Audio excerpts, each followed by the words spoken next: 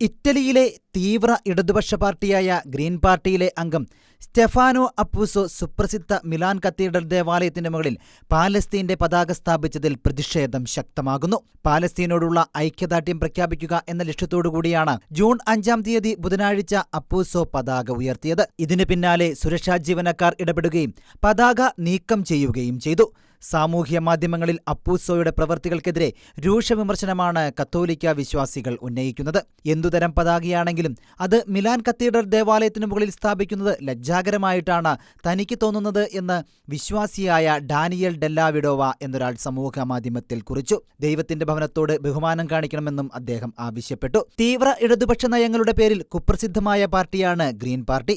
യൂറോപ്പിലെ വിവിധ രാജ്യങ്ങളിൽ സാന്നിധ്യമുള്ള ഗ്രീൻ പാർട്ടി ഭൂഖണ്ഡത്തിന്റെ ക്രൈസ്തവ വേരുകൾ ഇല്ലാതാക്കുന്ന തരത്തിലുള്ള നിലപാടുകളാണ് കാലാകാലങ്ങളായി സ്വീകരിച്ചു വരുന്നത്. International desk, Shekinah news.